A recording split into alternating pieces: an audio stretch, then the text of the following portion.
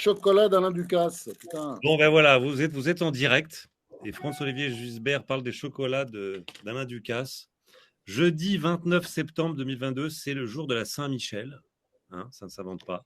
Bonne fête, Michel. Bonne fête, Michel. Vous allez me faire ma fête. Et c'est aussi un jour historique pour Le Point, 50 ans, avec un superbe numéro qui vient de sortir. Et dans ce numéro, un éditorial de François-Olivier Gisbert, dont je vais vous lire quelques lignes. La mise à l'index pend au nez de Michel Onfray, qui n'a pourtant rien à voir avec l'extrême droite qu'il dézingue. N'était la foule de ses fidèles souverainistes, il aurait dû être mangé depuis longtemps par les petits cochons. Son dernier livre, percutant et volontiers urticant, Puissance et décadence, une politique de civilisation, remet des pièces dans la machine à polémique, mais permet aussi de comprendre, in fine, le triomphe aux législatives italiennes de Giorgia Meloni. Et ce livre a un nom, Puissance et décadence, Michel Onfray, aux éditions Bouquin. On va en parler. On va parler aussi, comme un titre en écho au livre de Michel, d'un livre qui va paraître dans quelques semaines, France. La Belle Époque, la suite. Ton histoire intime de la Ve République. On avait parlé de Gaulle dans le premier, et là, c'est les années Pompidou et Giscard.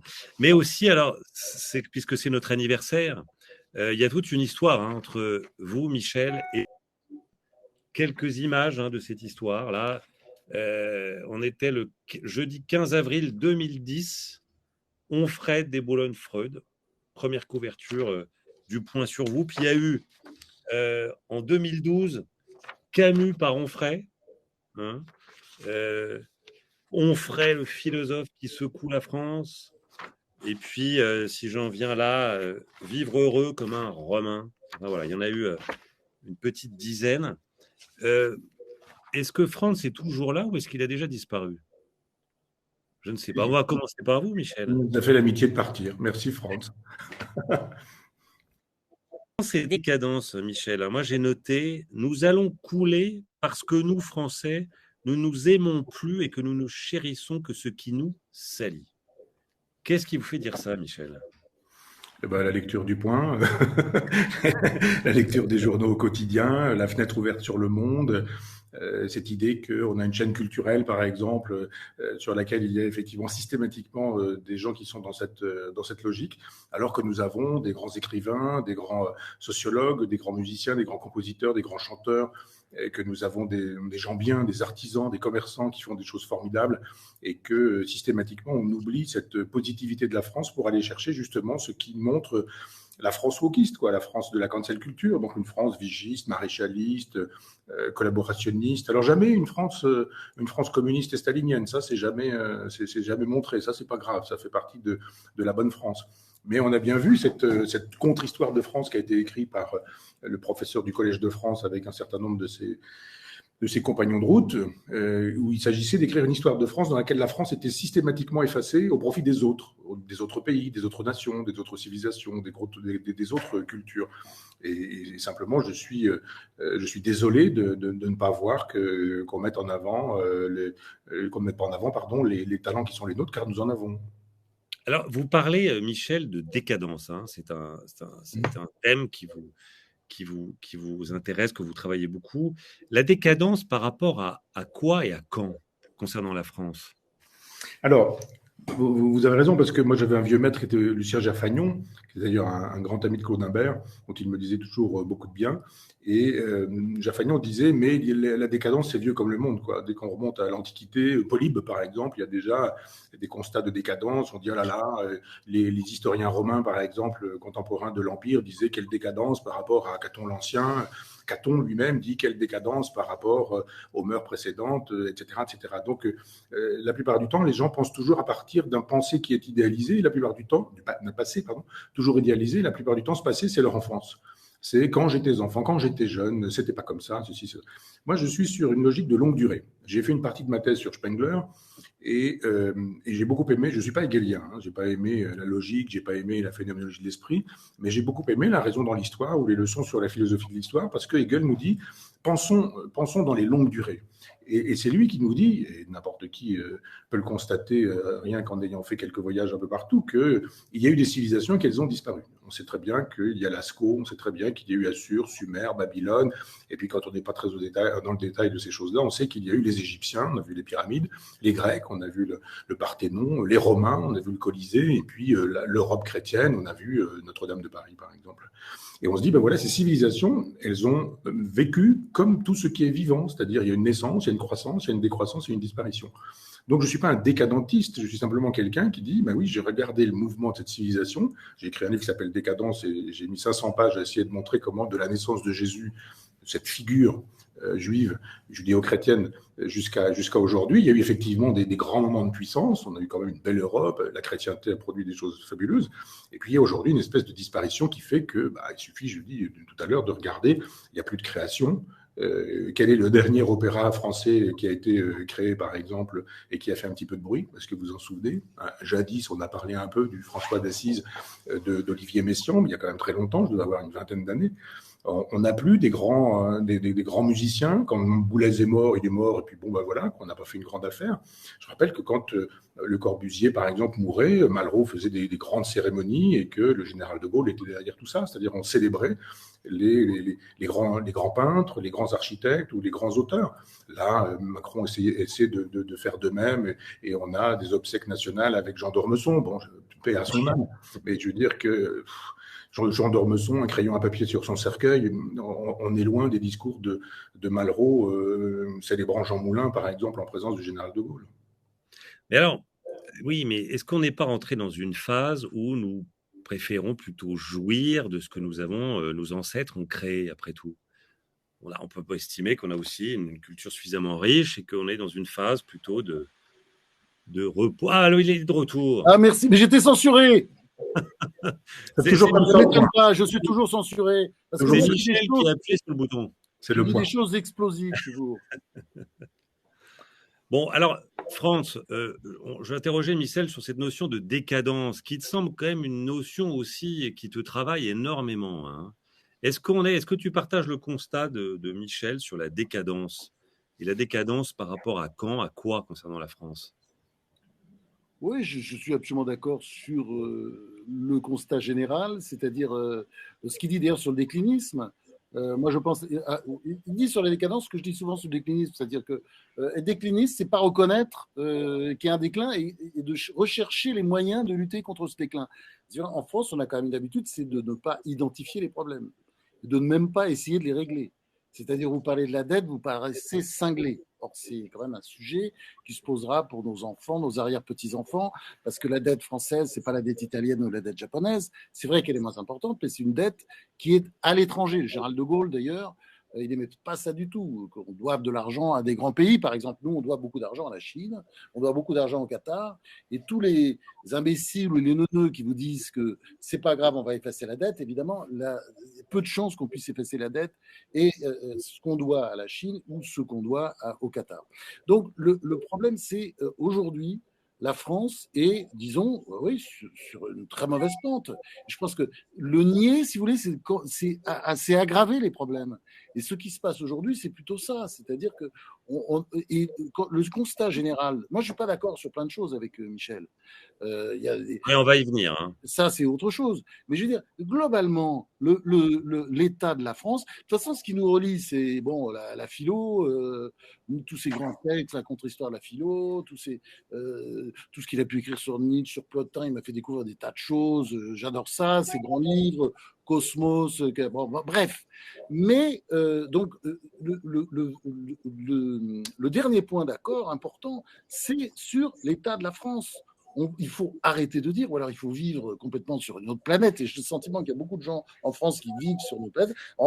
Quand on explique que tout va bien, ce n'est pas vrai. Et si vous voulez, moi, c'est pas seulement la situation des gens, c'est aussi les finances publiques. C'est-à-dire quand on pense, par exemple, ça je termine là-dessus, parce que Michel, évidemment, il garde quand même le logiciel de la gauche. C'est-à-dire, il dit, par exemple, il faudrait dépenser plus. Les dépenses publiques, on bat les records en matière de dépenses publiques. Hein, on bat tous les records des grands pays développés. On était, je suis désolé Michel, à 59%. La moyenne ordinaire, à cause du quoi qu'il en coûte, la moyenne ordinaire, disons, de toute façon, c'est à plus. Non, mais attendez, c'est ça qui est important. C'est qu'on est à plus de 55% par rapport à la richesse nationale. Donc, c'est-à-dire nous avons une structure économique d'un pays communiste. Communisme mou, évidemment, il ne s'agit pas de communisme policier ou stalinien, mais c'est une structure d'État administré. Bon. Et quand vous fonctionnez comme ça peut marcher. Exemple Danemark, parce que quand on fait les listes des pays où les dépenses publiques sont les plus élevées, en France, elles sont 10 points de plus qu'en Allemagne, par exemple. Et là, vous avez le Danemark et la France. Quelle est la différence entre le Danemark et la France ? Le Danemark, il n'y a pratiquement pas d'endettement, ou très peu par rapport à ce que nous avons, nous. Il n'y a pas de déficit, ils font attention de ne pas faire des déficits budgétaires. Et nous, chez nous, il y a la culture du déficit budgétaire et qui, aujourd'hui, évidemment, crée de l'endettement à tir-larigot. Tout le monde trouve ça très bien. D'ailleurs, la gauche est sur ces positions-là, et forcément, elle est dans le logiciel keynésien.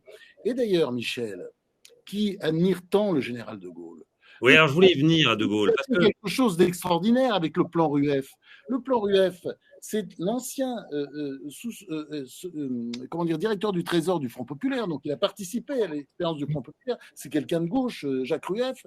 Il lui dit, voilà, il faut arrêter ce keynésianisme de faire des trous partout, des déficits, de penser qu'on va relancer en creusant des trous partout. Il faut arrêter ça, il faut arrêter les déficits, et puis il faut juguler l'inflation qui était en 1958 à 15%. Qu'est-ce qu'il a fait, De Gaulle ? Il a fait un plan de rigueur Maouche. À côté de ça, les plans de Barre, c'était de la roupie de son sonnet. Et vous savez ce qui s'est passé ? 2-3 ans après, on avait en France une croissance à 6%.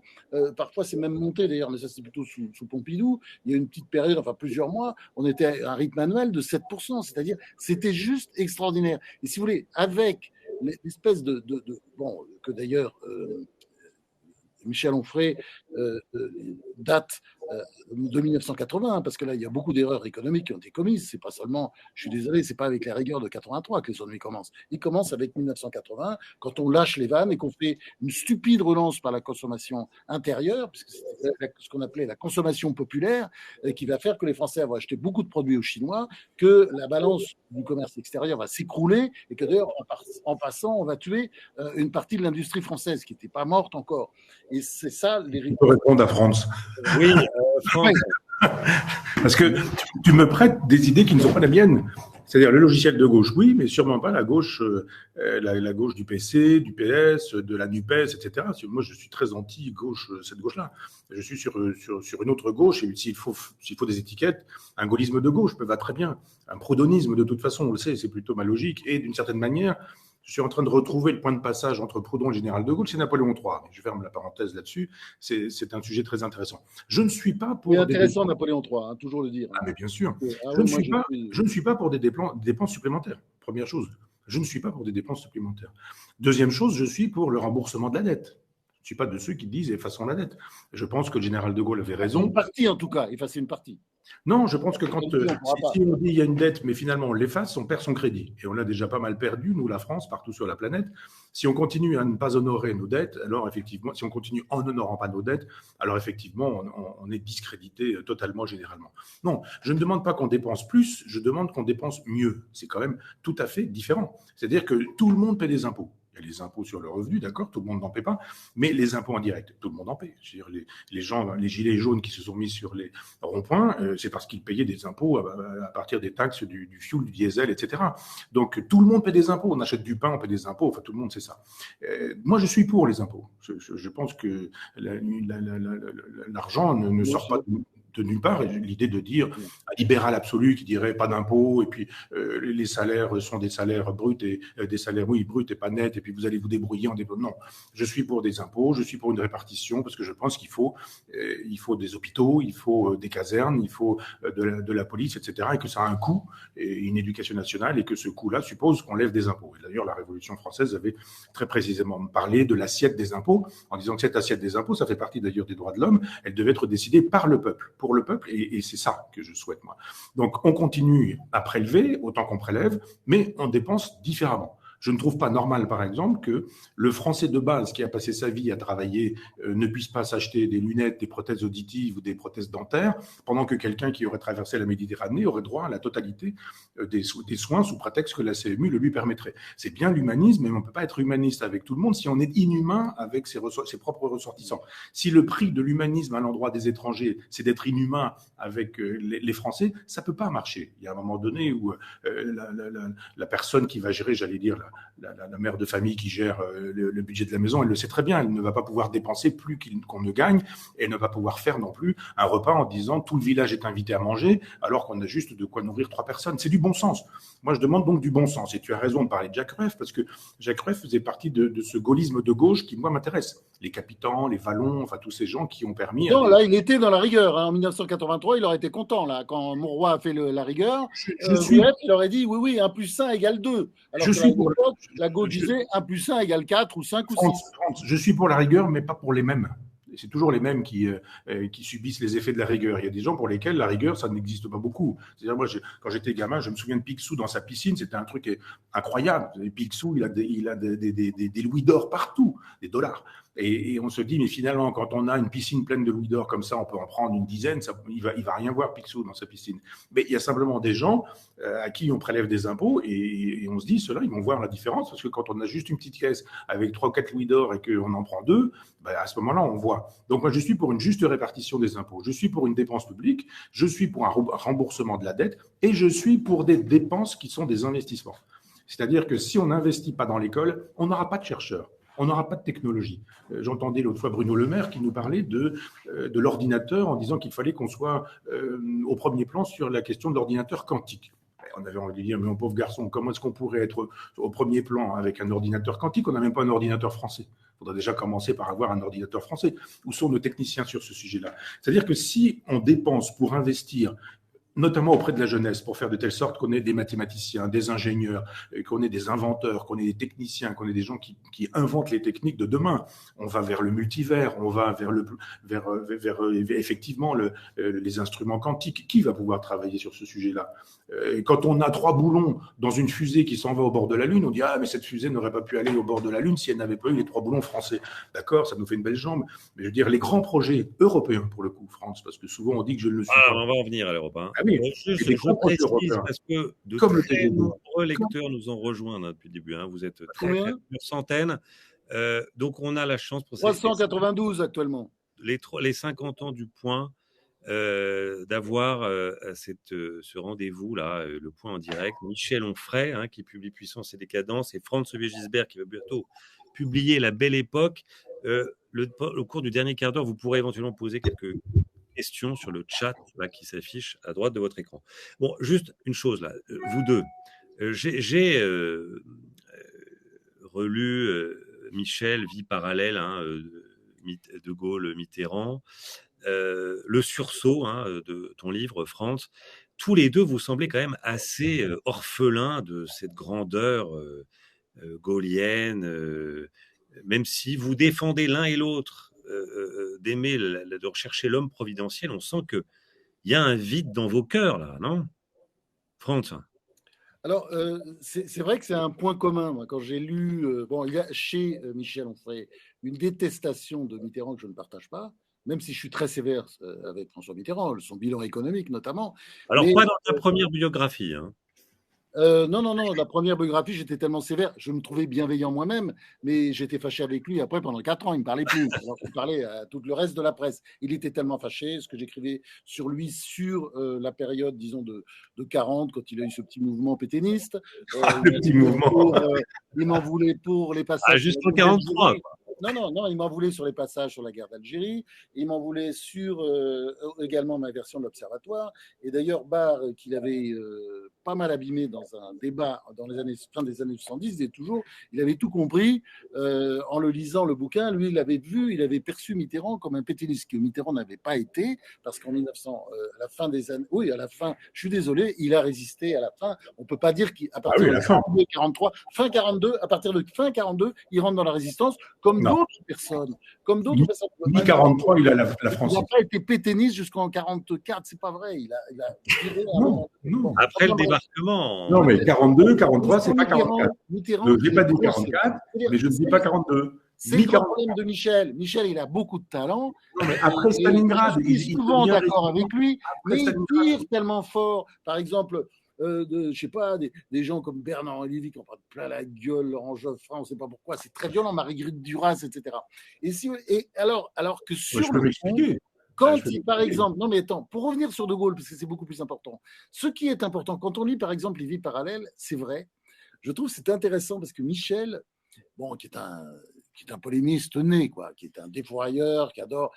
Eh ben, il prend un côté cucu que j'ai moi aussi d'ailleurs. Parce que De Gaulle c'est une crapule, c'est un menteur. Il fait croire qu'il va arriver au pouvoir en Algérie, à la demande d'ailleurs des généraux Algérie française, à commencer par Salan, pour faire l'Algérie française. Il est sûr, tout le monde, moi je le montre facilement dans mon livre, il veut faire le contraire, donc il manipule sans arrêt.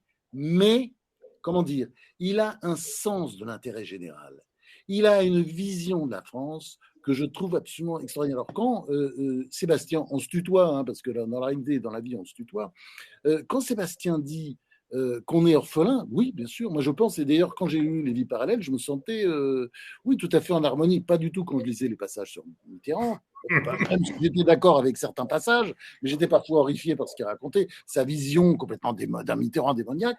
Et en revanche, sur tout ce qu'il disait sur De Gaulle, j'avais envie de l'embrasser. Parce que De Gaulle, en fait, c'est vrai qu'aujourd'hui, on se rend compte à quel point une personne comme ça, qui ne pensait qu'à la France, pas beaucoup aux Français, hein, heureusement, il y avait Pompidou pour s'occuper des Français, parce que s'il n'y avait pas eu Pompidou, mais il faut dire ce qu'ils disaient les Français.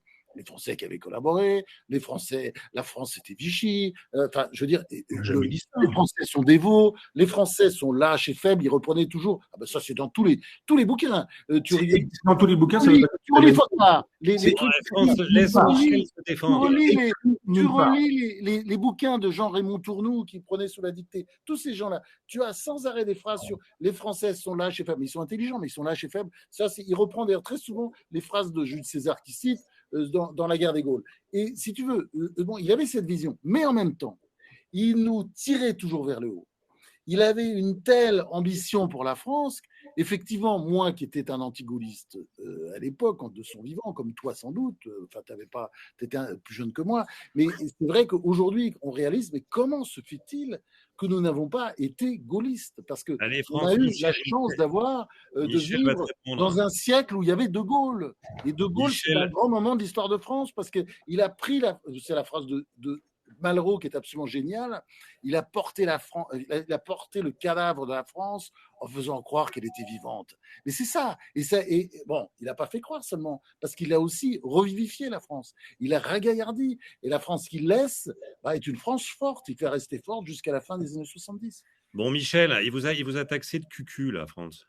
Non, parce que je le suis aussi. Je revendique. Moi, j'ai le cuculte du général de Gaulle aujourd'hui. Même si je suis en même temps très lucide sur ces. Laisse Michel répondre. Oui. Alors moi je suis né en 59.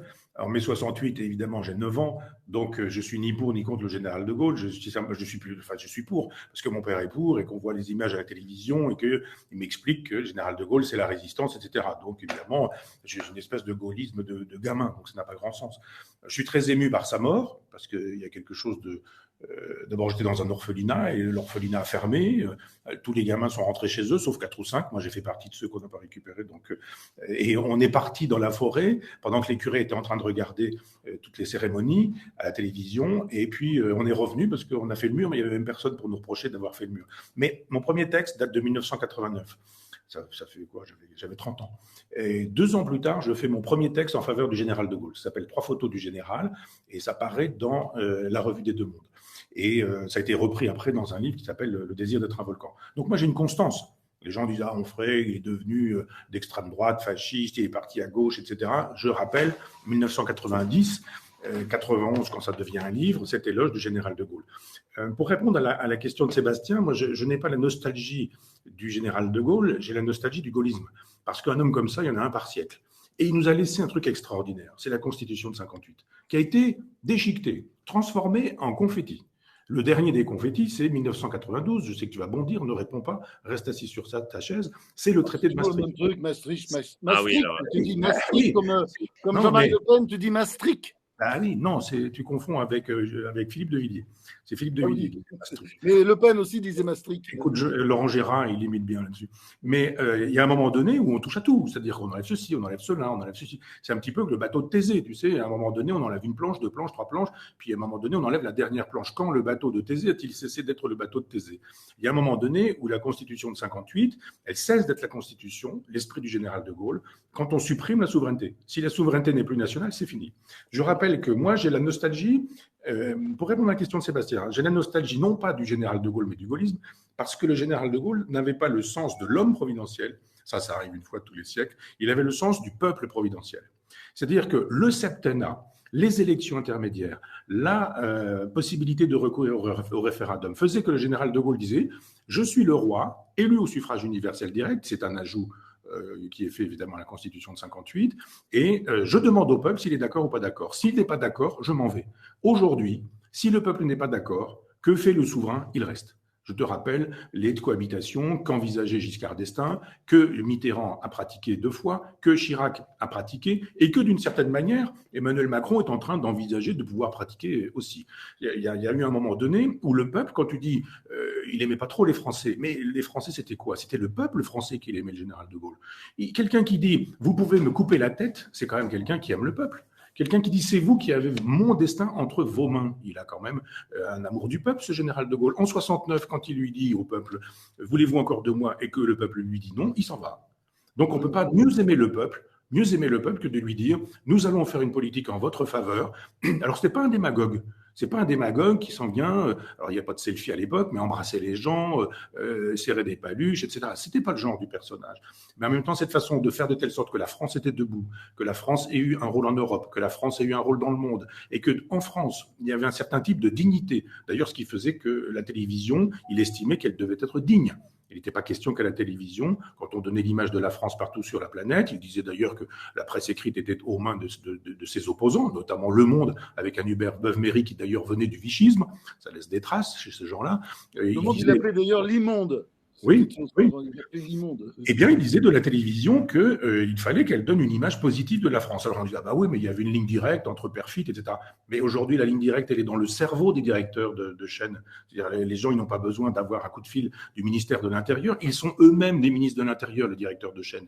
Donc, il y a un moment donné où, moi, je ne pense pas qu'on peut aspirer à un nouveau général de Gaulle, mais je pense qu'on peut aspirer à quelqu'un qui dirait, reprenons à la lettre ce que fut la Constitution de 58, on reprend à la base, à quoi on ajoute quand même, parce que là vous allez me donner la date, c'est 62 l'élection, ou 64 élections, suffrage universel direct 62 65 élections. 65. Le référendum 62.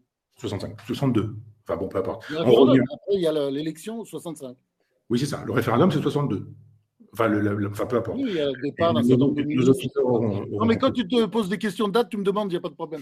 Ah oui, mais ça, oui, je veux bien. Parce que bon, moi, j'aimerais comprendre une chose, France. Alors, oui, juste un point. Non, mais juste, je veux dire quand même, juste sur Maastricht.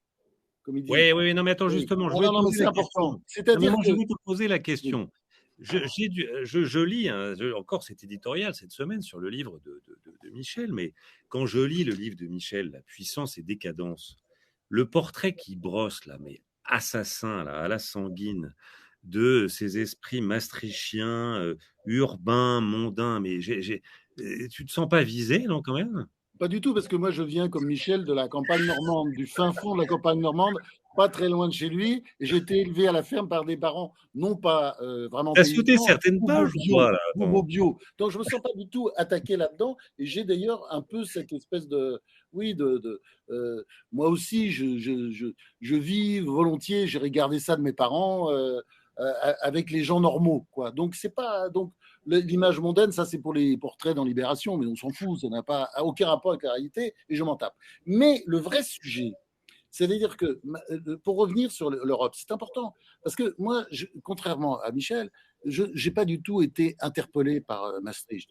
Je pense que, d'ailleurs, je suis pour la souveraineté de la France, retour de souveraineté sur toute une série de sujets. Mais c'est parce qu'on les a lâchés. La souveraineté pharmaceutique, la souveraineté, par exemple, on l'a vu au moment des masques, on n'est même pas capable de faire des masques, je ne suis même pas sûr qu'on soit capable. On s'en fout, il y a un côté j'en foutre, laisser aller. Et moi, je suis pour la souveraineté, et la souveraineté, on ne l'exerce pas. Et c'est vrai, la vérité, c'est que l'Europe n'empêche pas d'exercer la souveraineté, mais on ne le fait pas parce que les pouvoirs qui sont succédés, de droite ou de gauche, étaient souvent faibles et lâches, c'est ça la réalité. Et sur la Constitution, le vrai souci qu'il y a, alors là-dessus, je ne suis pas tout à fait d'accord, c'est que De Gaulle, en fait, il avait l'idée que le président soit, c'était sa formule, hein, c'est pas la mienne, c'était une sorte de reine d'Angleterre. C'est-à-dire, il assurait une forme de continuité. D'ailleurs, il disait toujours, moi je préside et le gouvernement gouverne. Le gouvernement gouverne. Donc, il y avait vraiment une dualité. Et lui était au-dessus. Et dans ce contexte-là, c'est sûr que la cohabitation n'est pas un truc anti-gaulliste. C'est-à-dire que le président, dans la période de cohabitation, il va continuer à assurer une sorte de continuité. Et pourquoi pas? Donc, c'est pas anti-gaulliste. Simplement, lui, il ne serait pas emmerdé avec une cohabitation parce qu'il n'avait pas envie de discuter avec les opposants de son époque. Il avait l'âge qu'il avait, il avait eu sa vie et il disait toujours, bon, si c'est les autres qui gagnent, je m'en vais. Ça, c'était. Et puis, c'était ça. Non, France, c'est anti-gaulliste. Dans une conférence de presse, il dit qu'il n'est pas question que la France soit bicéphale. Il le dit. Le vrai sujet, le vrai truc. Non, parce que je pense que ça, il disait ça à l'époque. Pour lui, personnellement, il n'était pas question de cohabitation. Mais je pense que une des grandes fautes des Français, parce qu'on l'a voté, on a voté en 2000 la réduction du mandat présidentiel de 7 à 5 ans. Et à partir de ce moment-là, on a continué un phénomène qui est effrayant dans la politique française, qui est l'américanisation de la vie politique. Ouais. C'est-à-dire un temps de plus en plus court, le fait que, voilà, d'ailleurs, au fond, avec beaucoup de gens qui disent, à juste titre, mais à quoi sert le Premier ministre? Puisque, en fait, c'est quoi? C'est le garçon de course du président, parce que le président est partout. Le président, il n'est pas censé faire ça. De Gaulle était quelqu'un qui a arrêté de bosser à 8 heures, qui déjeunait avec sa femme, qui avait ses habitudes, etc., et puis qui pensait l'avenir. Ça, on n'était pas petite souris, mais si on avait pu entendre les conversations avec Malraux, cette espèce de vision comme ça qu'ils pouvaient avoir l'un et l'autre, mais il était là-dedans, c'est-à-dire on voit bien, il pensait sans arrêt au futur, il remettait sans arrêt les choses en cause, etc. On n'est pas là-dedans. Là, on a aujourd'hui des présidents qui courent après l'actualité, qui font de la com, les uns après les autres, et ça, c'est effrayant. Et ça, mais ça, c'est ça la dégénérescence de la Ve République, et on l'a bousillé. Mais ça, il y a une façon aussi de faire les choses, c'est de revenir au quinquennat. Mais qui a bousillé Chirac, Hollande, Mitterrand, Sarkozy, Macron. Ceux qui ont voté oui au référendum. Et puis, je veux dire, une autre chose qui a bousillé aussi la politique en France, ça, je le répète, et ça va peut-être t'énerver, mais c'est l'histoire du cumul des mandats.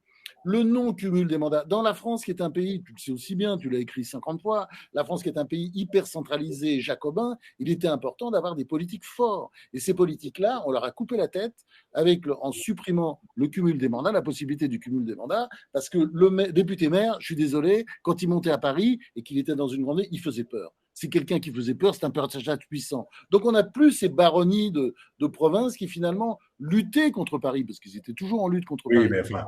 Alors, France, j'aimerais écouter, Michel, là, on a entendu, hein, vous avez tous entendu, hein, vous êtes plus de 400 là maintenant, à avoir entendu cet éloge de la souveraineté par France. Vous êtes tous souverainistes maintenant, finalement. Moi, je ne suis pas souverainiste. Ah non, je suis européen. Je ne suis pas souverainiste. Non, mais attendez, non, mais il n'y a pas de contradiction. C'est pas. Non, mais attends, il faut arrêter ce truc. C'est pas. Et c'est le problème. On va pouvoir te répondre. Non, mais attendez. Là, on revient dans une demi-heure. Il faut arrêter ces conneries comme quoi. Maastricht nous a obligés à avoir la même politique économique. Je suis désolé, regardons les politiques économiques. Le Danemark et la France n'ont pas la même politique économique. Et pourtant, France, laisse Michel répondre. Oui, mais l'Allemagne et la France non plus. Michel donc, ça ne va pas empêcher Michel. Non, mais c'est ça qu'il faut. Je viens dans ta pièce couper le micro si ça continue. Par exemple, tu sais bien que c'est faux. C'est-à-dire que, par exemple, les restaurateurs n'ont pas la possibilité de fixer la TVA en France. Voilà, la souveraineté n'existe pas. Un point parmi d'autres. Alors ça, la souveraineté, si c'est la TVA sur les restaurateurs, tu as une conception mais à chaque fois de qu'on la te répond, souveraineté un peu réduite. non, mais on fait une phrase et tu reprends. Excuse-moi, je veux dire, tu as fait un long tunnel, autorise-moi un tunnel d'une même longueur. Enfin, si je peux me permettre une petite remarque, on est à front renversé ce soir. Hein. On entend Michel nous parler du déficit, de la TVA, et France partir dans des considérations assez lyriques. Hein. J'y comprends plus rien là. Vous l'avez retourné la tête, non, Michel. Non, c'était pour les 50 ans. On s'était dit, on est à front renversé. Non, mais moi je suis pas du tout d'une gauche dépensière en disant on fait payer les riches et puis on dépense et puis peu importe ce qu'il adviendra. Non, je pense que moi je suis très nul en économie, mais enfin je sais tout de même qu'on peut pas dépenser plus qu'on a et qu'il faut dépenser raisonnablement et qu'il y a des dépenses qui sont royales et qu'il ne faut pas les faire et que d'autres dépenses sont constitutives de richesses nouvelles. Enfin c'est du bon sens. Moi j'ai un bon sens économique. Je vais pas au-delà. Je dis simplement que quand on n'a pas en France la possibilité de régler le problème de la TVA pour les restaurateurs, bah évidemment, on n'a pas de souveraineté. Et les restaurateurs, c'est difficile pour eux d'embaucher. Il y a un nombre incroyable de postes qui sont susceptibles d'être pris et qui ne sont pas pris. Souvenez-vous, avant les vacances, on a parlé d'embaucher des serveurs tunisiens pour travailler en France. Il y a combien de millions de chômeurs? Il y a un truc qui ne va pas. Donc il y a un moment donné où la politique économique, c'est ça le souverainisme. Le souverainisme, c'est de dire nous pouvons disposer de notre économie. C'est un gouvernail. Je dis, le souverainisme n'est pas une politique. C'est pas une politique, le souverainisme. C'est la possibilité de dire, il y a un bateau, on prend le gouvernail et on décide de ce qu'on a l'intention de faire. Après, on va à bâbord ou on va à tribord. Et ça se décide avec le peuple. C'est très simple. Donc, c'est pas du tout. Mais l'Europe n'empêche pas. L'Europe n'empêche pas. Il y a des pays qui ont des gros déficits budgétaires, des pays qui n'ont pas de déficit budgétaire. Non, mais ça n'empêche pas. Il y a des pays qui ont des gros endettements, il y a des pays qui n'ont pas d'endettement. Il y a des pays qui ont des grosses dépenses publiques et d'autres pas. Donc, ça n'empêche pas. On peut avoir des politiques économiques différentes en France. Non. Et la souveraineté, c'est de décider. Par exemple, on parlait tout à l'heure de l'histoire des masques. C'est incroyable qu'on n'ait pas tiré les leçons de l'histoire des masques. Pourquoi est-ce que la France ne produit pas de masques alors que tous les pays en Asie autour de la Chine ne pensent avoir leur propre masque? Si tu peux te donner un peu la parole, partager, en bon libéral que tu dis être, je pense simplement qu'on peut penser l'économie autrement. L'économie est au service des gens. Or, aujourd'hui, les gens sont au service de l'économie. L'économie au service des gens, c'est de dire, eh bien, il nous faut à l'école une éducation nationale, dans les hôpitaux, une santé publique, dans la police, un renseignement, un bon renseignement, dans l'armée, des armées efficaces avec du matériel efficace, etc. On veut ça, c'est tout. Il y a des projets, c'est l'intérêt général, c'est le bien public. On se propose de mettre de l'argent à ce service-là, et puis on y va. Et puis ça fait une politique, ça me paraît évident.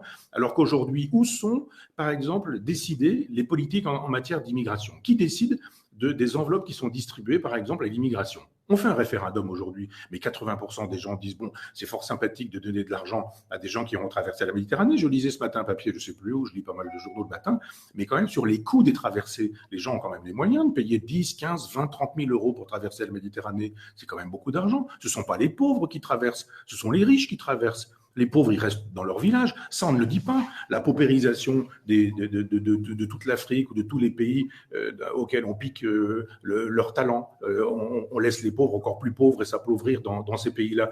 Il y a un moment donné où, en matière de politique étrangère, c'est exactement la même chose. Qui a décidé que la France devait mener la guerre à l'Ukraine? Pourquoi sommes-nous co-belligérants? On est co-belligérants. Qui a décidé? Emmanuel.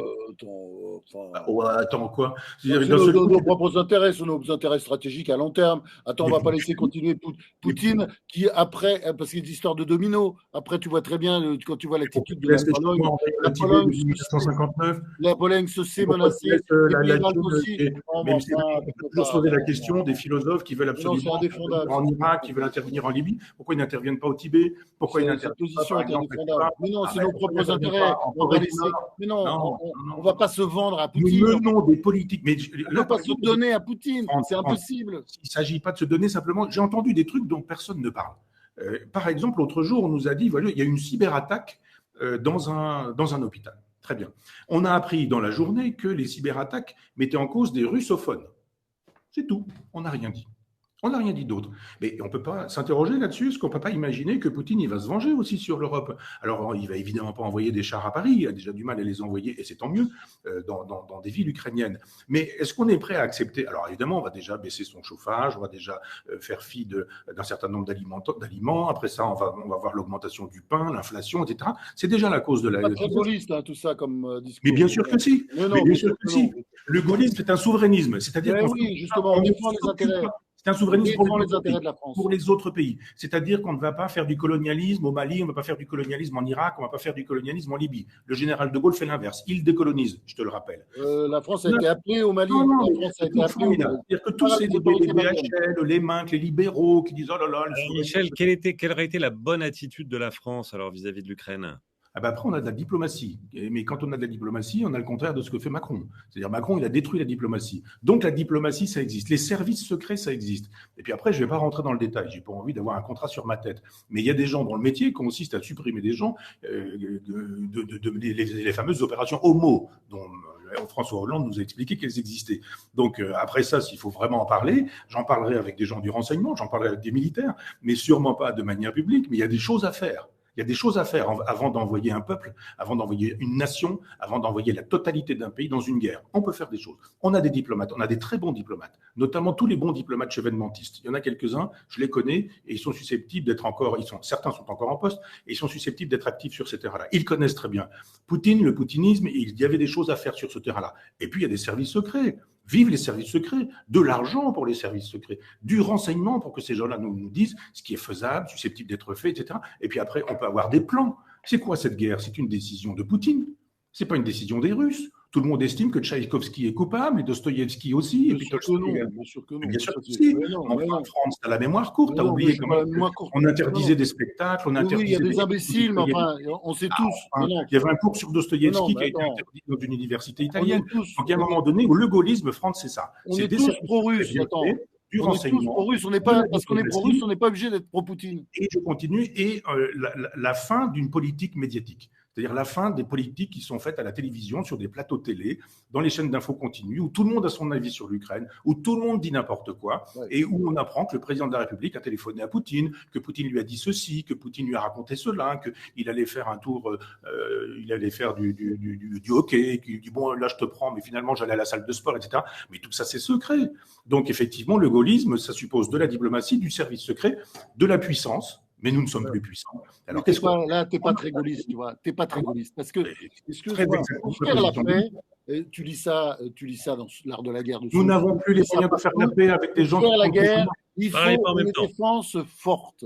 Et le problème de ce pauvre Macron, il a négocié sans rien. Il y a l'armée française, point barre. Il n'y a pas d'armée allemande, tout le monde le sait. Il n'y a pas d'armée européenne, il n'y a rien. Donc, comment veux-tu négocier? Comment veux-tu faire de la diplomatie? La diplomatie, ça se fait avec, derrière, un pays, une armée. Quand tu n'as pas d'armée, ça sert à rien. Quand il n'y a plus de France, il n'y a plus de diplomatie française. Quand la France est diluée dans l'Europe, la possibilité de... Ça n'a rien à voir. Parce que l'armée française, tu sais très bien qu'il n'y a pas grand-chose. Ça n'est que ça. L'armée française, ça n'est pas grand-chose. On l'a laissé tomber. Ça fait des années qu'on l'a laissé. Il était président de la France, il était président de l'Europe et il n'avait aucun moyen. Il nous disait juste à la télévision qu'il avait appelé trois fois Poutine. Il faisait l'important, mais tu sais très bien que Poutine n'est pas impressionné par l'Europe. Parce que l'Europe il n'y a pas d'armes, il n'y a rien. Alors tu dis, on se mêlait de la guerre, mais enfin, tu sais très bien que c'est pas vrai. C'est pas vrai. Non, mais attends, je trouve, tu vois, dans cette discussion, c'est là qu'on retrouve, si tu te retrouves avec des contradictions. C'est-à-dire, bien sûr, parce que l'Europe, elle permet à la France d'être plus grande. Ton général de Gaulle, mon général de Gaulle, c'est lui qui a fait le rapprochement franco-allemand avec cette première rencontre avec Konrad Adenauer. À Colombey les deux églises, le chancelier allemand, il a passé 2 jours avec lui et c'est à partir de là que c'est venu. Et d'ailleurs, il est allé très loin. Il a fait un truc. L'élément de langage. Il a fait un truc qu'un président. L'Europe et le libéralisme. Jamais le général de Gaulle qui voulait l'Europe n'a voulu une Europe libérale. Il voulait une Europe de pays souverains. Le général de Gaulle, tu sais, c'est un pragmatique, il faut arrêter. Tu ne vas pas sortir. C'est pas une idéologie, c'est une méthode. C'est pas vrai. Non, justement, sur ce libéralisme, ça surprend toujours France. Tu te décris vraiment comme libéral. Michel fait critique du libéralisme. Mais tu penses que Michel, finalement, au fond, n'est pas si anti-libéral que ça? il évolue bien. Mais il y a encore une grosse marge de progression. Je pense qu'il est encore très loin mais il arrive. Je pense que dans 10-20 ans, il sera bon pour nous. Non, moi, je voudrais en profiter pour dire du bien du Point, puisque ce sont les 50 ans du Point, parce qu'il y a dans le Point, c'est un vrai journal qui défend la liberté. Et on le voit, c'est-à-dire sur 50 années je dirais, des nouveaux philosophes jusqu'aux positions d'aujourd'hui. Il y a toujours eu une défense de la liberté des libertés. Il n'y a jamais eu un moment où on s'est dit, bon, voilà, ils ont quand même défendu des trucs pas terribles, Pol Pot ou l'Union soviétique ou ce genre de choses. Notre ami Gernel aussi dit des choses sur la Russie. Enfin, il y a des choses, tout ça est très intéressant. Mais il y a une limite à cette liberté pour moi qui est le libéralisme, si tenté, parce qu'il y a ça dans le Point, c'est-à-dire c'est un journal libéral au sens 18e siècle du terme. C'est-à-dire que c'est l'élargissement des libertés d'éducation, de la pensée, de la réflexion, de la publication, des idées. On est devenus amis à un moment de Freud, où tu m'as dit, mais c'est pas possible que vous fassiez insulter comme ça. Moi, je vais faire un dossier pour dire ce que vous avez vraiment dit. On est devenus amis à ce moment-là parce que je me dis, voilà, quoi, il y a un aspect grande gueule chez Franz qui est déplaisant et plaisant aussi. Et je me suis dit, il y a quand même chez cet homme, c'est un Américain aussi, Franz. Il y a l'aspect intéressant de l'Amérique, c'est-à-dire cette espèce de la liberté avant tout. S'il faut sacrifier un peu d'égalité, c'est pas grave, mais la liberté avant tout. Et ça, c'est ce qui fait que votre journée est un grand journal. Bon, ça, c'est le bouquet de fleurs pour vos 50 ans. Mais je dirais, il y a un moment donné où, quand le libéralisme est une bonne chose sur certains domaines, quand il faut, par exemple, être en compétitivité, c'est-à-dire qu'on ne peut pas subventionner toutes les économies en disant « soyez médiocres et tout ira bien ». Non, il y a des moments où il faut effectivement que les meilleurs soient récompensés et qu'il y ait effectivement des écarts de salaire, des bonnes rémunérations, des gens riches, des gens moins riches, etc. Mais ce que je n'aime pas dans le libéralisme, ce n'est pas que le marché fasse la loi, c'est que le marché fasse la loi partout. C'est ça qui me gêne. Et que le marché soit devenu total. C'est-à-dire que si le marché fait la loi dans l'économie, j'ai rien contre ça. Si le marché fait la loi à l'école, à l'hôpital, dans la caserne, c'est ce que je disais tout à l'heure, alors ce libéralisme n'est pas le mien. Donc je suis un antilibéral si le marché doit faire la loi partout. Si le marché doit faire la loi là où il doit la faire, je suis un libéral. Le proudhonien que je suis défend la propriété privée, n'est pas communiste, défend les petites associations, une espèce de capitalisme participatif, la théorie de la participation chez le général de Gaulle, tout ça me va bien. Donc, tu es prêt, Michel? On va t'accueillir, nous les libéraux, très vite. Dès que tu auras fait quelques petits pas encore, ce sera pas… Si les libéraux vous êtes cessent d'être maastrichtiens et qu'ils deviennent proudhoniens, on va s'entendre. Franz, question. Michel a évoqué là cette rencontre. On est en avril 2010. On ferait des Boulogne-Freud, première couverture. Comment est venue l'idée? Qu'est-ce qui a fait que tu as décidé de mettre Michel en couverture du Point? Michel a raconté, c'est vrai que j'étais scandalisé par les réactions. C'est-à-dire qu'il n'y avait pas un seul papier favorable. Il y avait une espèce de campagne brusquement, mais ça arrive de temps en temps. D'ailleurs, il parle dans ce livre de quelque chose qui est arrivé, qui a d'ailleurs détruit, parce que lui, il a été détruit, et je m'en veux. C'est une culpabilité que j'ai toujours gardée. Paul Lyonnais, quand il fait son livre, le type en prend plein la gueule. Il est mort d'un cancer après. Terminé, quoi. Le type a été… Mais tout le monde lui est tombé dessus. En même temps, c'était un salaud, raciste, etc. Alors que c'était tout le monde de gauche qui posait quelques questions, etc. Et quand Michel… Pourquoi pas Laurent Geoffrin dans Libération? Oui, mais enfin bon, pas solo. De toute façon, c'était très violent. Et quand Michel sort ce livre, c'est d'une violence. Moi, j'ai des amis dans ces milieux. Je voyais Boris Cyrulnik. J'avais organisé d'ailleurs une rencontre avec lui. Il n'était pas du tout choqué. Il trouvait ça intéressant. Il y avait des pistes. Il n'était pas d'accord avec tout, mais il était d'accord avec certains points. Et là, il y avait. Et c'est ça qui est terrible en France. Et je veux dire, c'est une nouvelle époque là-dessus. On le voit et on le sent. C'est la montée des intolérances, l'impossibilité de discuter et le fait que voilà, il y a le bien, il y a le mal. C'est aussi simple que ça. Et j'ai pas supporté ça. Et c'est vrai qu'à ce moment-là, le journal n'a fait qu'un corps avec lui en disant non mais vous arrêtez les gars là, parce que regardez ce que c'est et puis lisez. Et donc c'était une période de folie complète, comme ça arrive régulièrement en France, où il y a parce que franchement il y a peu de pays comme ça, où il y a des espèces de chasse à l'homme, on a l'impression, voilà, de danse du scalp autour d'un personnage qui doit, et à la fin, on attend sa destruction. Donc voilà, c'est comme ça que ça s'est passé. Et Michel, ce livre-là, quel souvenir, Freud? C'était violent, hein, on s'en souvient. Oui, mais c'était très bien pour moi, parce que je veux dire qu'il y a un moment donné, le rideau s'est ouvert et j'ai vu à quoi ressemblait cette gauche qui était d'une grande violence, d'une grande incorrection, qui mentait, qui inventait, qui travestissait. Et là, je me suis dit, mais c'est pas ça ma gauche. Moi, je ne peux pas imaginer une chose pareille. On a dit que mon livre était Roudinescu, hein, c'est quand même elle qui a quand même lancé la campagne. À partir on lui avait donné la table des matières de mon livre. Elle n'a pas lu le livre, mais elle a obtenu de 1000 personnes qui signent une pétition pour interdire la diffusion de mon cours à France Culture au nom de la liberté d'expression. Il n'y avait pas de bibliographie, il y a 30 pages de bibliographie, il n'y a pas de notes en bas de page, il y a 5 ou 6 notes par page. Je disais que Freud avait psychanalysé Adolf Hitler, mais je n'ai jamais dit des choses pareilles. Et puis après, le truc qui tue, Onfray est antisémite. Voilà. Onfray est antisémite et alors... il y avait des tas de trucs en plus, enfin, c'était incroyable. Double page dans Libé contre moi, double page dans Le Monde contre moi. On me demande de faire un papier pour répondre, je fais le papier pour répondre, on me dit finalement on ne peut pas passer votre papier. Une émission à France Inter, directeur Philippe Val à l'époque, le téléphone sonne, je ne suis pas invité, on m'attaque pendant 1 heure, on invite le lendemain matin Roudinescu à la matinale et on dit que j'ai refusé de débattre avec elle, je n'ai pas été invité. Enfin, ça a été un vomi total. J'ai dit à mon éditeur à l'époque, Olivier Nora, que peut-être on pourrait obtenir 2 ou 3 papiers pour expliquer que j'étais pas tout ça. Il m'a dit, j'ai fait le tour de Paris, j'ai trouvé personne pour te défendre. Il m'a dit 2 ou 3 personnes, je connais les noms d'ailleurs aujourd'hui, qui ont dit, mais de quoi il se plaint, on n'arrête pas de parler de lui, donc ça va bien comme ça. Et Frantz a été le seul.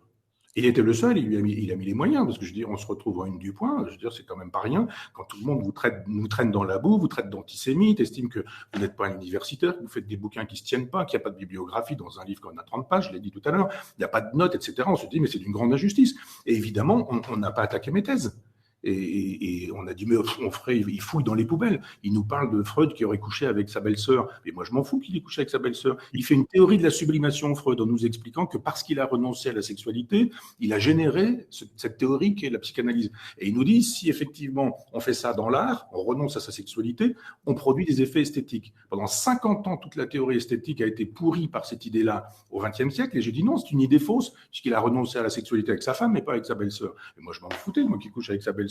Mais qu'on me dise, faisons un débat sur la théorie de la sublimation dans l'esthétique du XXe siècle. Non, pas du tout. On disait, il va chercher dans la poubelle, etc. Et Frantz l'a dit tout à l'heure, il l'a rappelé, et je le remercie, je profite publiquement pour le remercier, il a fait un débat avec Boris Cyrulnik. Et Boris Cyrulnik, effectivement, n'était pas d'accord, mais il a été courtois, poli. Il m'a pas dit qu'il y avait dans mon livre des choses qui ne s'y trouvaient pas. Et ça a été le début de la désaffection de la gauche à mon endroit. Alors évidemment, dans ces cas-là, la droite et les journaux de droite, c'est formidable, Michel Onfray, vous voulez pas faire un entretien avec nous? Puis je dis, bah oui, pourquoi pas, vous faites un entretien dans le Figaro, puis d'un seul coup, la gauche dit, bah vous avez bien vu qu'il est devenu de droite, il fait des trucs dans le Figaro maintenant, et puis on ne l'invite plus à Libé, puis on ne l'invite plus à France Inter, où je suis tricard depuis des années, on ne l'invite plus dans Le Monde, eh bien, comme les autres journaux l'invitent, c'est bien la preuve que c'est un type d'extrême droite, et l'affaire est réglée. Ça s'est trouvé plié comme ça. Donc je n'oublierai jamais ce que Frantz a fait à l'époque pour moi, en disant, lisez-le, aimez-le ou ne l'aimez pas, mais après avoir lu le livre, et ça aussi, c'est ce qu'il y a de mieux dans le libéralisme, c'est cette façon de dire...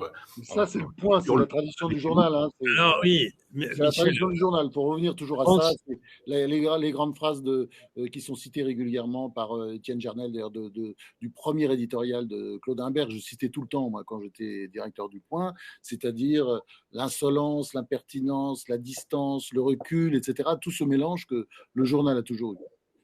Bon, alors, depuis maintenant quelques minutes, le chat est ouvert à nos lecteurs qui vous livrent leurs commentaires enthousiasmés par votre rencontre. Et il y a quelques questions quand même.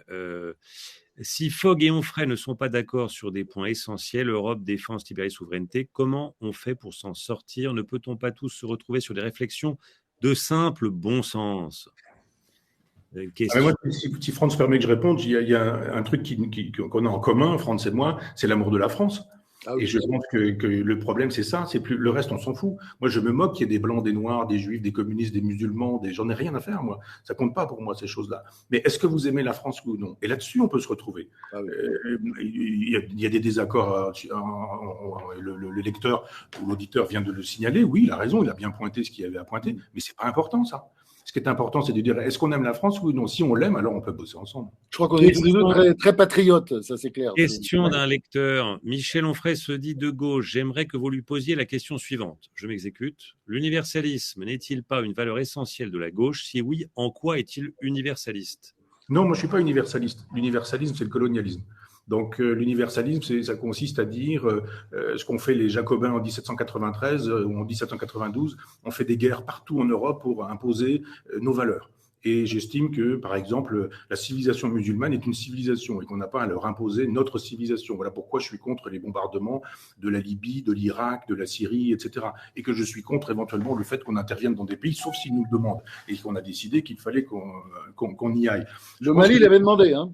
Pardon ? Le Mali l'avait demandé. Parce que oui, c'est ce que disait Hollande. Ah oui, je suis allé en Guyane et il y a en Guyane des cérémonies initiatiques extrêmement intéressantes. J'ai vu un chaman dans la forêt amazonienne qui m'a expliqué, il avait sympathisé avec moi, il m'a raconté des trucs un peu touchants. Enfin, j'étais content qu'il me fasse confiance et il me disait, ben voilà, on a des cérémonies initiatiques et on met les jeunes à initier. Chez nous, vous savez, il y a cette espèce de longue période d'adolescence et dont les enfants ne sortent pas la plupart du temps. Mais là, dans les sociétés traditionnelles, vous avez une épreuve initiatique. 1 heure avant, vous êtes un enfant. 1 heure après, c'est même pas, c'est 2 secondes avant, 2 secondes après, vous êtes un adulte. Et là, on est un adulte quand on se fait piquer par des fourmis et que on roule un corps nu dans un nid de fourmis et qu'on ne crie pas, qu'on ne souffre pas et qu'on supporte. Voilà. C'est un rite initiatique. Eh bien, la Guyane est européenne, puisqu'elle est française. Eh bien, l'Europe a dit « Ah, mais non, pas question, vous vous rendez compte, etc. » Moi, je suis pour que les Guyanais puissent vivre avec leur tradition. Eh bien, je ne suis pas universaliste. Parce que je ne pense pas que ce serait une bonne idée de ramener ça dans ma campagne normande et qu'on initie les jeunes de mon village à Chambon en les roulant dans des nids de fourmis rouges. Donc cette espèce d'universalisme qui consiste à dire nous on a la vérité et vous les musulmans, vous les bouddhistes, vous les hindouistes, vous les animistes, on va vous dire comment il faut penser, on va vous expliquer la théorie des droits de l'homme ou ce genre de choses. Non, je ne suis pas. L'universalisme est pour moi inséparable du colonialisme et de l'imposition de nos propres valeurs avec la guerre, avec la force ou avec l'imposition. Je rappelle quand même que le colonialisme, ça, la gauche a quand même bien réussi à laisser croire que le colonialisme était une affaire de droite, mais le colonialisme, c'est Jules Ferry. Et Jules Ferry, c'est un homme de gauche. Ils se sont battus à l'époque avec Clémenceau, et Clémenceau était contre, Jules Ferry était pour. Je rappelle que ce sont les Jacobins, ceci dit les Girondins aussi, mais qui ont voulu faire des guerres révolutionnaires pour imposer la vérité des Lumières dans l'ensemble de l'Europe. Et je ne suis pas pour qu'on impose les vérités des Lumières avec du colonialisme, de la guerre et des armées. Donc je suis pour qu'on débatte. Voilà, je ne suis pas pour les interdictions, sans quoi je me sens à l'aise dans le point. J'entendais l'autre jour des gens qui disaient « Ah, vous avez changé sur la corrida, vous avez changé sur la chasse ». Non, je suis toujours contre la corrida, contre la chasse, mais je ne suis pas du genre à dire « interdit ». Maintenant, c'est interdit. J'ai envie de discuter, de dire, écoutez, voilà mes raisons, donnez-moi vos raisons, arrêtons de nous insulter, voyons ce qu'on peut faire pour avancer, comment on peut faire, etc., etc. C'est le débat qui m'intéresse. Et je pense que l'universalisme de gauche, c'est pas ce que la gauche a fait de mieux. Je veux dire, quand il y a de l'universalisme, je rappelle que Trotsky était aussi universaliste en étant internationaliste, c'est-à-dire en fomentant des révolutions, c'est-à-dire des goulags à peu près partout sur la planète. Je me demandais en vous écoutant, là, depuis bientôt 1 heure, Franz, tu disais que Michel était sur la bonne voie par rapport au libéralisme, qu'il se rapprochait. Mais je ne sais pas lequel des deux s'est le plus rapproché de l'autre ces dernières années. Franchement, moi, j'ai toujours été très européen. Ça, je reconnais, parce que plus jamais ça, plus de guerre. Une des raisons pour lesquelles je suis fasciné par le général de Gaulle, c'est effectivement le rapprochement franco-allemand qui était fait à une rapidité. C'est la première chose qu'il a faite, hein, avant tout le reste, comme si c'était très important. Dès septembre 1958, il reçoit Adenauer chez lui et il fait quand même après 6 discours en allemand. Aujourd'hui, personne ne pourrait faire ça. 6 discours en allemand, il fait le tour de l'Allemagne. Donc, il y a une espèce de volonté. Bon. Et à partir de là, il ne faut jamais oublier, il disait toujours, il l'a dit à nombreuses reprises, ça plutôt en privé, évidemment, il ne pouvait pas dire ça en public. L'Europe, c'est la France et l'Allemagne, les autres, c'est les légumes. C'est pas gentil pour l'Italie et pour les Pays-Bas, mais donc, il voyait ça comme ça. Et moi, je suis européen dans ce sens-là.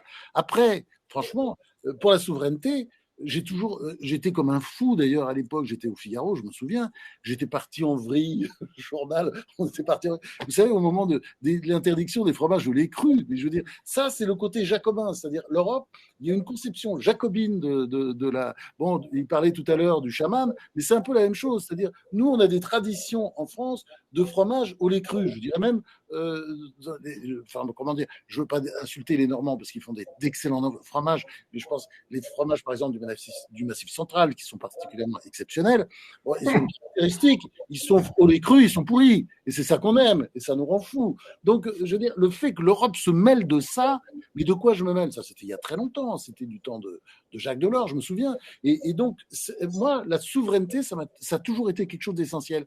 Et je pète les plombs, par exemple, depuis longtemps, mais tout le monde s'en fout. Pourquoi est-ce qu'on a besoin aujourd'hui en France d'importer des pommes alors qu'on n'a pas arrêté d'en exporter? Il y a quand même un problème quelque part. Pourquoi est-ce que dans le Vaucluse, par exemple, quand vous baladez, vous avez des hectares de cerisiers avec les cerises qui tombent par terre parce qu'il n'y a personne pour les ramasser? Il y a des sujets, il y a des problèmes et on essaie, on s'en fout. Et si vous voulez, tout ça va, je parle de sujets très concrets, on peut ajouter aussi la désindustrialisation. Pourquoi c'est friche? Il paraît que le sujet c'était, ben non, on n'a pas besoin d'industrie puisqu'on va avoir les services. Ben, tout ça, c'est des conneries et ça a complètement délité tout le système. Donc, si vous voulez, la souveraineté, c'est quelque chose qui se conquiert, ça s'exerce, et à partir du moment, nous, si vous voulez, on ne peut pas dire qu'on l'a abandonné, parce qu'on ne l'a pas laissé à l'Europe. On l'a laissé faire, on laisse tout faire. Et c'est ça. Je voudrais vous poser à tous les deux, donc hein, on cite beaucoup dans ce pas numéro qui dans le sort sens où je suis européen. pour les 50 ans du Point, cette phrase de Claude Imbert qui définissait la rédaction du Point comme une équipe de pensée qui a choisi de désespérer de rien. J'aimerais vous demander à chacun une bonne raison de ne pas désespérer, parce que beaucoup de lecteurs là qui nous suivent se disent mais vous parlez beaucoup du passé, mais comme si vous ne vouliez pas vous projeter dans l'avenir, que tout était cuit là. Quelle est une raison d'espérer? D'ailleurs, si on puisse parler d'espérance ou d'espoir. Mais... Je le sais par mon vieux maître Jacques Fagnon, je le dis tout à l'heure, qui me rappelait que Jacques Imbert était... Jacques Imbert, j'ai un doute. Claude, bien sûr. Jacques Imbert, c'est autre chose. C'était un... Oui. Bon, j'ai écrit un livre sur lui, Jacques Imbert, et c'est un caïd de Marseille. Tu vois, oui, et donc qu'il était un amateur d'antiquité et de romanité. Moi, la raison que je donne, c'est l'élégance. Je pense que le bateau est en train de couler, mais qu'il faut mourir avec élégance. J'aime beaucoup Rome. Alors Rome, c'est 10 siècles. Hein. Je veux dire, ce que j'aime, moi, c'est Caton l'Ancien. C'est pas la Rome décadente de l'Empire, c'est la Rome de la République. Et la Rome de la République supposait effectivement que, même si le combat était perdu, il fallait le mener parce que, après tout, on ne sait jamais. On n'est jamais à l'abri d'une surprise. Il faut être élégant. Il faut défendre la France jusqu'au bout. Il faut porter le drapeau. Peut-être qu'un jour, le dernier portera le drapeau, puis ce sera fini. Mais au moins que la décadence ne passe pas par nous. Moi, j'essaie de faire de telle sorte qu'elle ne passe pas par moi. Et France, toi, donne-nous une raison d'espérer. Moi, je pense que ce qu'on appelle la décadence ou le déclin, c'est selon, n'est pas inéluctable. Je pense qu'il faut résister. Là-dessus, le mot de résistance me va très bien. La situation, quand vous regardez bien, il faut être aussi un peu lucide. En France, on ne l'est pas beaucoup là-dessus.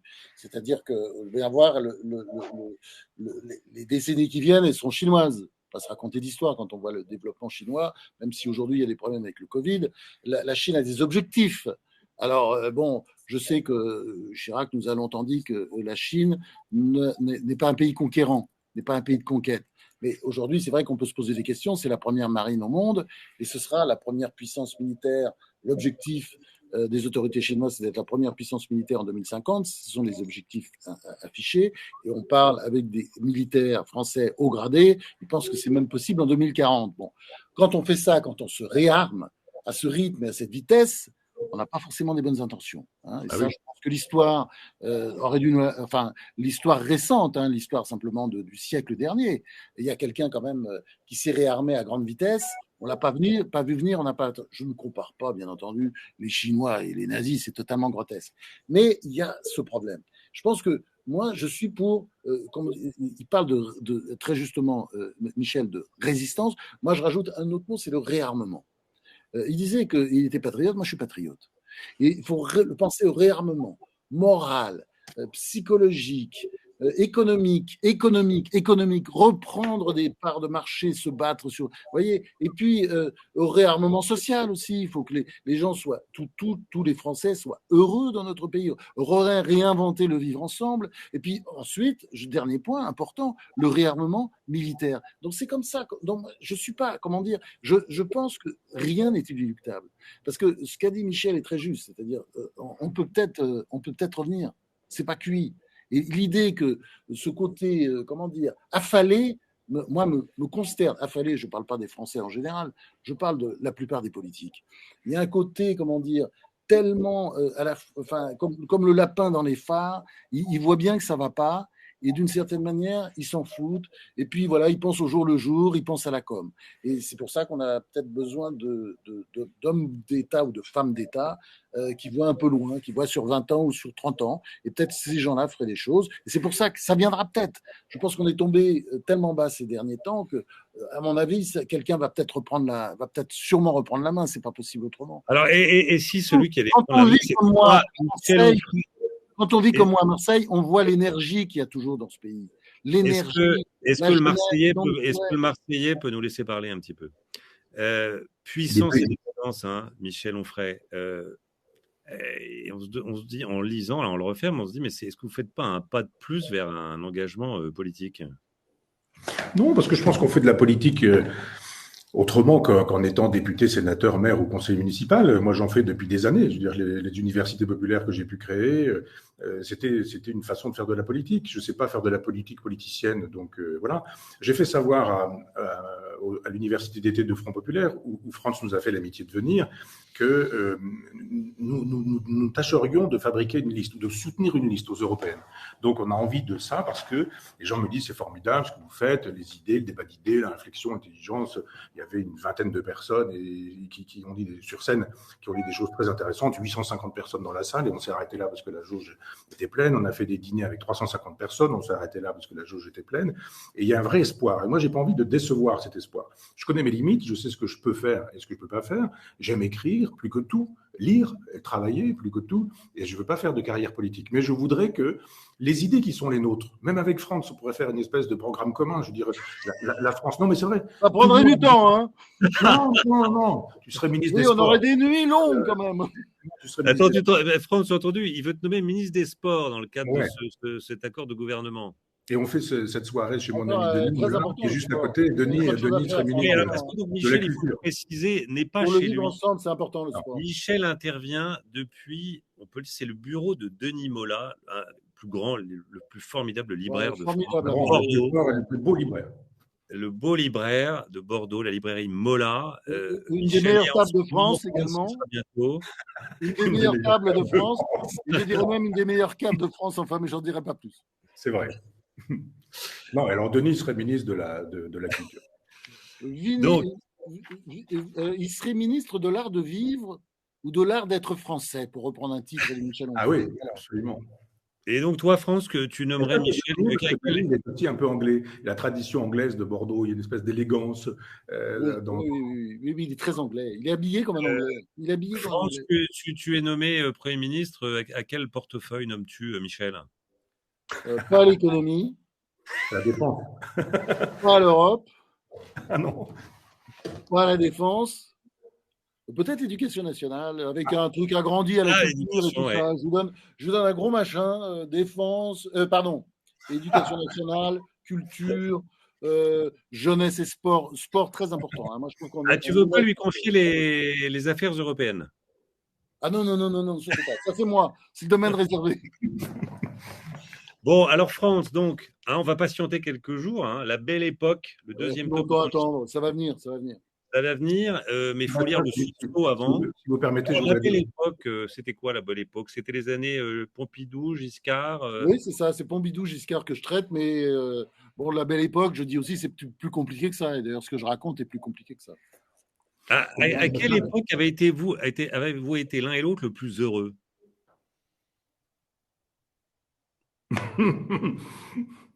Moi, dans mon enfance, je pense que c'est très proustien. Je veux dire qu'il y a un moment donné où on est dans la nature, dans la campagne, ce sont les vacances, il y a les mouches, il fait beau, il y a les filles sont jolies, Les mouches, je suis pas d'accord, mais bon. Si, le bruit des mouches dans les pièces Non, toi peut-être, pas qui moi. sentent la cire, etc. Mais non, t'aimes pas la nature, t'aimes pas les animaux. Ah, j'adore les oiseaux partout. Et les Mais c'est cochons, parce que- hein. Franz Oui, aime oui. beaucoup les cochons aussi. Surtout les Les cochons. cochons, bien sûr. Surtout les cochons. Je voulais dire du bien du travail que fait Franz, parce qu'il me fait l'amitié de me dire comment il travaille, comment il est en cours, etc. Et on s'est parlé en 2 jours, je ne sais plus. Et Franz fait un travail très intéressant de périodisation du XXe siècle. Et ça, c'est très intéressant. C'est-à-dire qu'il pourrait faire une espèce de 5e République, etc. Mais cette façon qu'il a de dire non, je sépare, je fais des blocs, et il y a le général de Gaulle, et puis après, il y a ceux-là, puis etc. C'est très intéressant. Et moi, je pense que, je ne suis pas devin, mais je pense qu'il pourrait être enseigné à Sciences Po en disant voilà ce qu'on peut faire aujourd'hui comme proposition en matière de périodisation de la 5e République. Ce n'est pas juste linéaire et chronologique. Michel, Non, alors- il faut que je serai enseignant à Sciences Po quand tu seras ministre de l'Éducation nationale, parce qu'avant, il y a très très peu de chance. Hein. T'as Alors, raison. Disons, non, on est sous le manteau à Sciences Po. Sous le manteau, voilà. Je m'inquiète quand même parce que. Alors, la dans période où j'étais le plus heureux, je vais vous dire, moi, c'est Franz, affreux, oui, alors vas-y, réponds à la une question. question qui m'embête, mais je réponds quand même juste en un mot, tout le temps. Voilà, moi Alors, je vis toujours avec la phrase d'Épicure que connaît bien Michel, et à mon avis, pour la dire mieux que moi, parce que moi je la résume toujours, parce que je trouve que bon, j'essaie de faire le plus court possible, mais c'est la vie est à peine commencée que c'est déjà fini. Il faut avoir ça en tête. Alors, Donc, Franz, il y a juste un suspense pour moi dans ton histoire intime de la 5e République. Elle a commencé par un éloge de Salan. Où va-t-elle se terminer? d'abord, le gaulliste. Par un éloge. C'est un éloge de Salan, mais c'est comment dire, j'essaie de rentrer à l'intérieur du personnage. Je vais Mais pas. t'es très mitterrandien finalement, parce que Mitterrand avait témoigné au procès de Salan. Mais oui. Oui, mais Salan, c'est pas ce Il est qu'on très dit. mitterrandien. Non, mais il a fait le contraire de Non, Mitterrand. je suis Tu as pas- commencé je suis à pas- gauche et tu Non, mais finis à attends. droite. Je respecte pas les interdits de nos chers médias qui vous disent voilà, il y a le gentil, méchant, il y a des listes. Alors, je suis désolé, tu aurais dû m'envoyer la liste. Alors, s'il fallait pas dire que, comment dire, le père Salan n'était pas systématiquement un salaud. Salan n'était pas génial, mais quand même, il s'est fait bien avoir. Il a réagi pas forcément comme il fallait, mais il y avait une certaine dignité. C'est tout ce que je me permets de dire. Et j'ai aucun moment. Et puis surtout, il y a Jouot aussi, qui est un personnage. Mitterrand, De Gaulle le traitait sans arrêt. Lapsus intéressant. Le De Gaulle le traitait sans arrêt de gros con.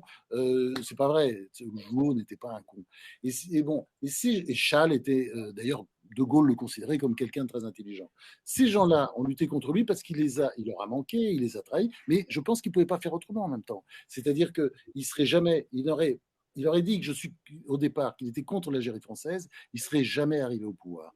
Donc, il a biaisé pour arriver au pouvoir. Il est arrivé au pouvoir et franchement, à l'arrivée, le résultat, les Français ne peuvent que s'en féliciter. Bon, alors, on va malheureusement devoir terminer là parce que, en tout cas, merci d'avoir pris le temps l'un et l'autre. Vous avez été très nombreux à nous suivre. Alors, bravo Fogg et Michel pour ne pas céder au politiquement correct. Il y a juste un lecteur, Franz, qui pense que toi, tu devrais être nommé ministre du brushing. Il ne reste plus beaucoup de cheveux. Il reste plus beaucoup de cheveux. C'est gentil, mais il n'en a plus beaucoup. Là. Il faut qu'il regarde de près. Ça commence à partir. Là. C'est terrible. Et puis d'abord, je ne vais pas chez les coiffeurs chers. Je vais me faire coiffer pour 18 €. Un grand merci à vos éditos Claire, Michel, à quand un prochain volume du journal Hédoniste. Enfin voilà, il y a plein de choses. Il est prêt. On vous retrouve en librairie l'un et l'autre, dans le Point. Et puis donc ce numéro pour les 50 ans. Merci à tous les deux. Bon anniversaire Sébastien et bon anniversaire à tous. Au Point. Bon anniversaire aux lecteurs. Et bon anniversaire aux lecteurs. C'est leur anniversaire. C'est votre anniversaire aussi. Merci et bonne soirée. Merci.